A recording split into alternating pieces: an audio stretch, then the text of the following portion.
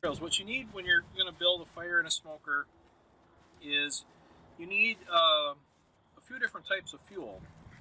And what I've got here is some easily combustible fuel that could be newspaper, that could be, like in this case, shredded newspaper. It could just be crumpled up newspaper. Anything that burns relatively easy to get started um, is where you want to start your fire. And then what you're going to do is you build this fire. Once you've kind of got that easy to ignite stuff in there, then what you have to do is you have to start adding in more durable fuel. And your more durable fuel can be lots of different things. It can be things like cloth, cut up some old jeans or other socks or things like that. Um, don't use polyester, of course, but cotton works good. It could be chunks of wood. It could be chunks of dry bark. Lots of different things you could use, but you need something that's a more durable, longer burning fuel on top. So easy to start stuff first, get that firing, and then add on your durable fuel on top of that. Now, durable fuel could also be too cardboard. And what you can do with cardboard is you can actually take cardboard and roll it up, roll it into a nice tight roll. And you can see how windy it is here today. My stuff wants to blow away. But you roll it into a nice tight roll, and that can also be durable fuel as you go along there.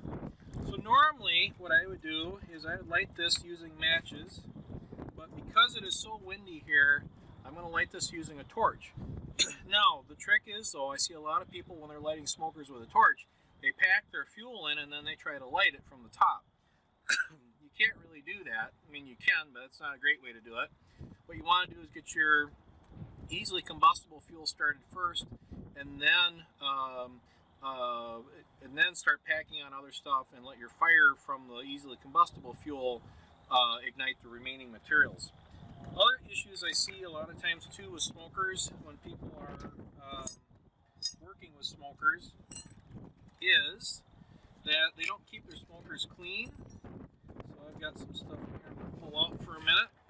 But before you start, you want to make sure of a couple things. One is that below your fire plate, that is relatively clean. Because what these are going to need to do is they need to actually draft air in as the fire is smoldering, and then when you give it puffs, it needs to be able to actually blow some air up through. So make sure that part is relatively clean to start, and then make sure that your upper inside lid, now like this one has a screen or a perforated disc inside the lid, make sure it's not all caked up with creosote and stuff. A lot of times I'm burning pine needles or things like that, and then that will take and will clog that up. So let's make sure that's clean, because again, a smoldering fire, it's going to kind of naturally draft a little bit of air, so you want to make sure that it can actually draft air that doesn't get plugged up. Which brings up another point, and that is don't overpack your smokers. Again, you're going to be puffing, of course, but the reason a lot of times they'll end up going out is because of the fact that people got them overpacked, and air can't naturally draft through there. So what we're trying to do is we're trying to build a smoldering fire, essentially. So what I'm going to do is I got to start with something. I'm going to start with some of this stuff here. It's just tissue paper, basically, from the shop here. And I've got kind of a mess of combustible fuel here that I normally have a little different organization for this. That's the way it kind of went today. So what you want to do is you want to ignite your easily combustible fuel. Again, it is so windy here. I don't know if I can get matches to take. I'll be kind of surprised if I can get matches to light. See if I can get a little bit of a buffer from something here. I don't think I can though. I'll try it. No, I ain't gonna be able to get it. Maybe. No, maybe not. So what I'm gonna do, I'm just gonna put a little bit of combustible fuel in there. I'm gonna get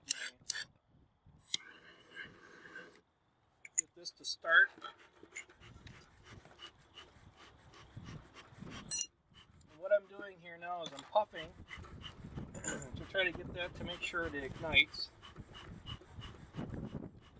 what I'd really like to get to here is I'd like to get so I got full flames coming here as I do this. I